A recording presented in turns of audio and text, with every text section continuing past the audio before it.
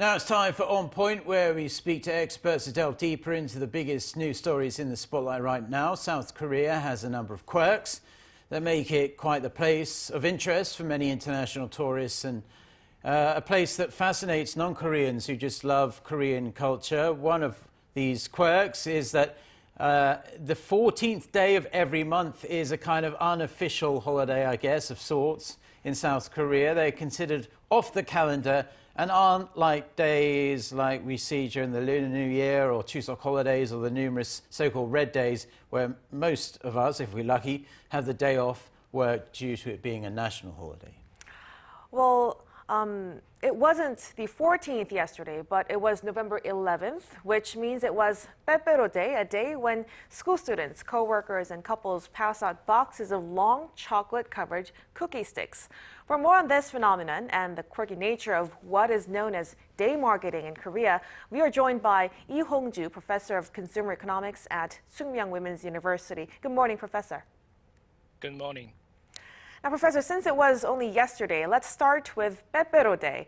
For our international viewers, can you give us the backstory and how much do you think the manufacturers of these products make on Pepero Day compared to a regular day? In Korea, so Pepero is very thin, elongated cookies that look like the number one. Pepero Day started as a fashion that spread among Korean middle school girls, so they could become slim like as Pepero cookies. After that, the companies that manufactured the sold Pepero cookies used this fat as a marketing strategy, and they become the widespread anniversary. It started around 1997, and now it is one of the representative anniversaries that everyone knows, regardless of age of genders. In the past, Pepero Day had a strong meaning of exchanging Pepero cookies between lovers as a sign of affection or conveying one's heart to lovers one. However, recently, the scope has been expanded to include friends and family members, and it is recognized as one of the Korean representative anniversaries. Yeah, so in addition, in studies of the increase of sales of chocolate and chocolate confectioneries in the week before the anniversary at the largest supermarket like as a Walmart in Korea, it was found that the sales increased 9 times on Valentine's Day, 7 times on White Days, and 83 times on Pepper Days. That is, enormous increase in sales. Yeah, we'll touch a bit more on White Day in just a minute. And Mokyeon, thank you for the pepero you gave me yesterday. I didn't eat it, I gave it to my kids. Because unlike what they say, it doesn't actually make you thin. But as you mentioned, the 14th of every month is recognized by more people in South Korea as a way to celebrate love or bemoan the lack thereof. For example, March 14th is White Day, which you touched upon. Since it's one of the more unusual ones, can you explain the concept of White Day for people watching who may not have heard of it? If you search for White Day in web browsers such as Google or Neighbors, you will find the definition saying it is a day when you give the candy to a friend or lovers and convey your love. It mainly known as the day when men gave candy to women. I'm sure that you know the origin of Valentine's Days. However, the most influential theory explaining the origin of White Day is believed to be that Japanese candy manufacturers got the idea from the Valentine's Days. When Valentine's Days immigrated in the 1960s from the Western cultures to Japan, it is said that Japanese companies started the first White Days on March 14 in 1980s by launching the returned trend. The candy industry in Japan began to manufacture marshmallow and cookies and candies as a gift. After that, it became a custom for men to give candies to women on White Day.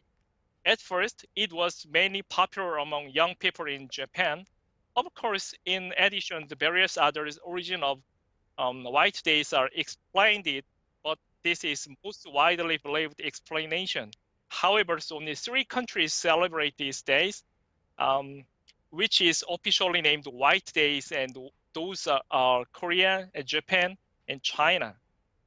So in addition, these days, the main issues that Valentine's Day and White Days are criticized as marketing tools for retailers to promote consumption of sweets by young men and women. All right, there could be some kind of concerns. But aside from White Day, Professor, can you tell us more about some other unofficial holidays that happen on the 14th of other months? Do any of them stand out as especially unusual or bizarre? Yes, our culture that celebrates a specific day, such as Valentine's Day or Halloween, is called the day cultures. The size of the day cultures in Korea cannot be accurately estimated, but it extended to approximately 30 days or years or more. However, first of every month is relatively well known, such as the February 14 is the Valentine's Day, and March 14 is the White Day, and there is a Black Day on April 1st, the day when people without lovers eat jjajangmyeon. As you know, that jjajangmyeon is the Chinese noodle in black bean sauce, and there is a Rose Day is on May 1st, when roses are presented to a special friend. Besides that, we have fun day cultures. To introduce a few, March 3rd is the Pork Belly Day, and May 2nd is the Cucumber Day. Samgyeopsal Day is because March 3rd is the pronounced like a pork belly in Korea, and the Oi Day is the created because May 2nd is the like Korea pronunciation is of cucumber. Right.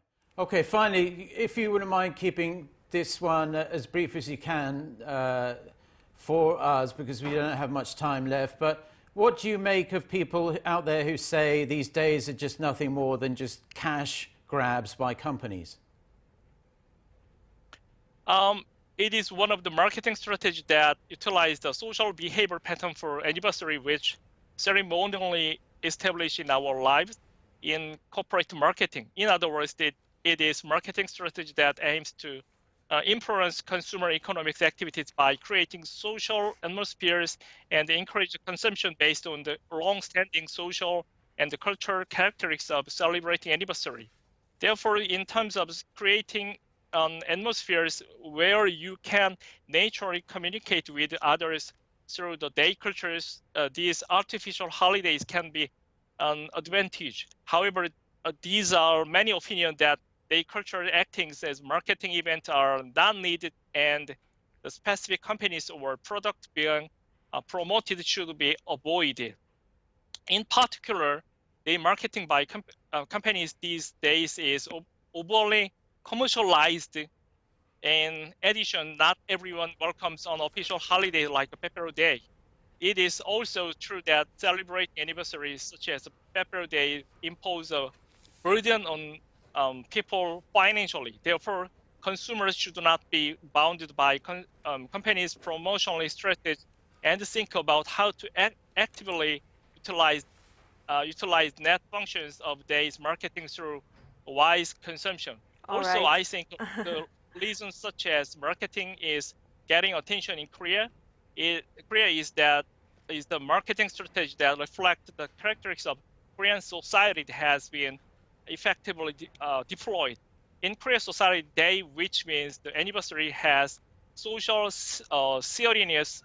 Of course, these characteristics are not only event in Korea, but also many other cultures around the world. So people who participate in the day event show the characteristics of being immersed in or focusing on the event through the behavior of participating in event. In other words, through these actions, people also feel a sense of belong to a group which Professor, are sorry to cut you off there, but we are unfortunately running out of time, but we do appreciate your insights. Oh, yeah, I did yeah. ask you to keep your answer short, but it seemed longer than the others. Thank you very much, Professor, for joining us, and hopefully we'll speak to you again soon. Thank you. Thank you.